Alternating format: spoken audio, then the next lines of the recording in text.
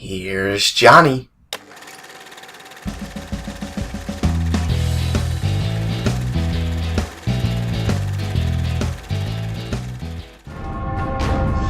Agreed that I killed you and Danny.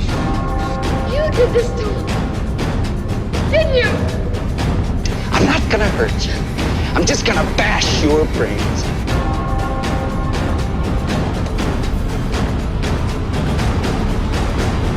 Here's Johnny.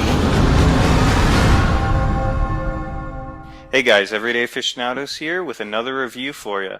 Tonight we are looking at The Shining. That's right, this is the 1980 movie directed by Stanley Kubrick and starring Jack Nicholson and Olive Oil. So yeah, let's get into it.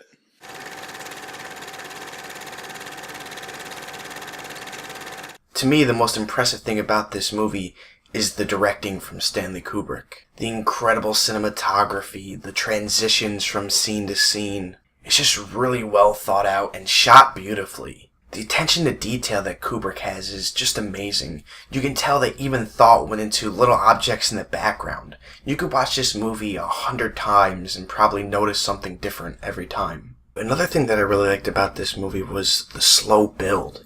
It starts off and it kind of hints at all these bad things that have happened at this hotel. And it just plants these seeds in your mind where you're thinking, wow, these things could happen again, you know? And to me, the creepiest thing, the scariest thing about this movie is not even the paranormal aspect of it. To me, the scariest thing is the real-life horrors that this movie is alluding to or hinting at, such as alcoholism, domestic violence, and even sexual abuse. To me, those things are way scarier than any ghost that they could have shown in this movie. Yeah, I think that's a really good point because the movie really presents one of the most convincing portrayals of domestic abuse and emotional abuse that I've seen. The first conversations that Jack Torrance has with his wife, you just feel this tension between them. He's like incredibly sarcastic and very bitter against her, and you have no idea why, but you just feel it in everything he says.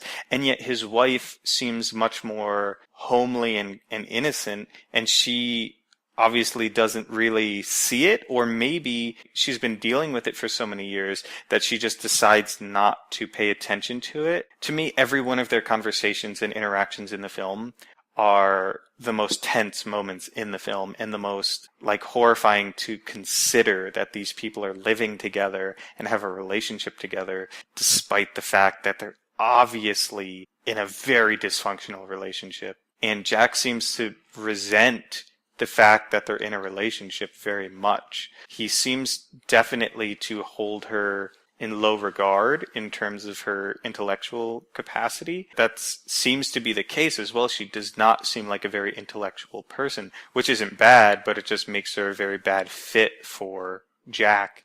And so you sort of understand why it would become an abusive relationship, why it would become a very strained relationship for them. So I think that's really compelling that, at the heart of this movie is that relationship, and it is very well handled. And then of course you have the relationship between Jack and his son, and you just get the feeling that Jack doesn't really care about his son.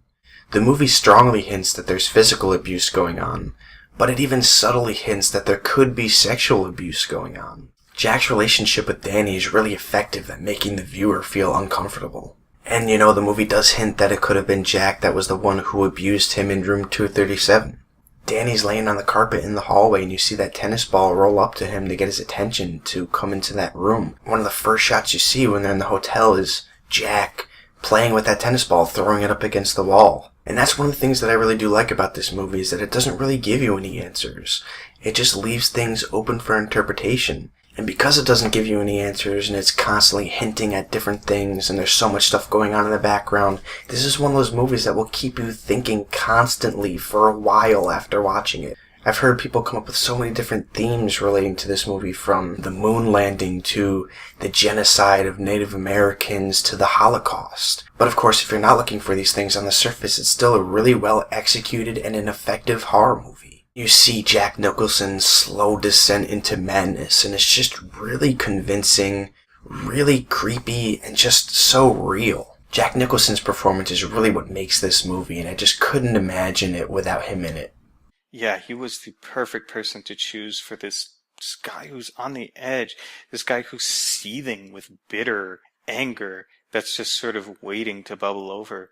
He feels like a guy who you just look at him and you know he's got a chip on his shoulder, and you know that there is just something waiting to happen with him. When he finally does bubble over, it feels so raw and so real. There's that early scene where Wendy walks in on him while he's finally started writing his book, and she walks in and says, "Hey, hun, how's it going?" And she seems really cheery, and she's obviously sincere, and she just wants to know how her husband's doing. And he just goes off on her and tells her, like, never come in that room again while he's typing. He basically treats her like a child, you know. You just wince as he says it, because his wife just seems so hurt, you know. She did not expect it at all. She was just trying to be friendly, and yet he goes off on her like that. But it feels like such a real moment. You know, later on, of course, when he does go over the edge and his wife sees what he's been writing, just the same phrase over and over again, thousands of times, she starts like crying and having a mental breakdown, and he starts walking after her and trying to get the baseball bat away from her so he can kill her, and he's vividly describing how he's going to kill her and how he's going to kill Danny. It just feels so intense, and without Nicholson's performance, that scene would have been nothing. So, another character that I really want to talk about is Dick Halloran. He's just a really fun character, and I really love his relationship with Danny. I just think he had a strong presence, and whenever he was on screen, it just kind of made you feel comfortable. And it was a nice break from the tense tone that accompanied the rest of the film. This movie definitely has an isolated, claustrophobic feel to it. That thought of being trapped inside of a hotel with just a few people for an entire winter. Anything could happen to you there, and you wouldn't even be able to contact outsiders. No one would know.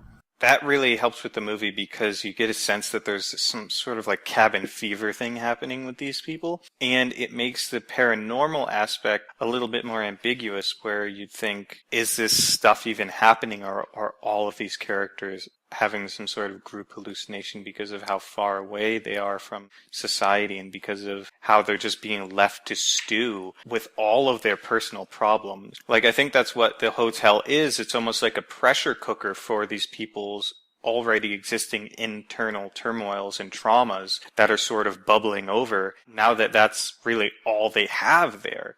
And also, while we're on the subject of character, Wendy is a very resilient character. We mentioned before how she's kind of simple and not very intellectual, and things go over her head. She's just kind of chipper and cheery a lot of the time, and just sort of tends to her son in the hotel, which is actually interesting. She takes care of the hotel more than Jack does. Anyway, she seems more resilient. Like, Jack loses his sanity pretty quickly, whereas she remains completely sane throughout the whole movie and completely in control of herself. So it's almost like Jack, being this intellectual, is much more unstable, whereas she, being this more like simple working class woman, can sort of keep her composure even despite being entirely isolated. Another thing that's really great about this movie is the hotel itself. It really does feel like its own character. I mentioned earlier the attention to detail that went into creating these sets, and just the way it's filmed with these panoramic shots, the moving camera.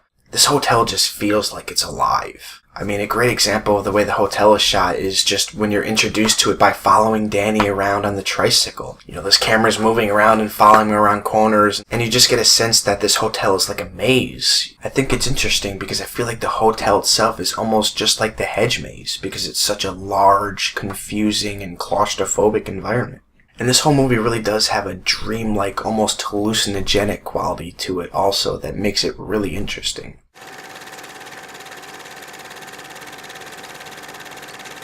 So for me, this movie is flawless. I love everything about it. Every little detail, every scene. It's just packed with so much meaning. You can tell everything was very considered. It succeeds on the barest level as a horror film, but it steps beyond that, and it steps into the realm of great cinema in general. This movie is just talking about so many different things and manages to balance it all so well that it's impossible not to admire it. To me, this is a perfect movie. It has everything in a film that I'd look for. It's thought-provoking, it looks great, the performances are strong. Almost every aspect of this movie is executed flawlessly. I really can't pick out anything that I don't like about it. It's not only one of my favorite horror movies, it's one of my favorite films, and it's one that gets better every time you watch it. So with that said, we are going to be giving this movie 5 out of 5 axes. Here's Johnny! You can't really ask for anything more out of a horror film. You can't really ask for anything more out of a film in general. Kubrick is known for being one of the best, and this movie is definitely a testament to his legacy. So if you haven't seen it already, you have to go out and watch it. And if you have seen it, we'd love to hear what you thought of it, what your interpretations are. Let us know in the comments below, and don't forget to like and subscribe. We're the Everyday Aficionados, and remember, whether it's liqueurs, movies, games, or beer, if you're looking for reviews, we've got them right here. until next time, thanks for watching.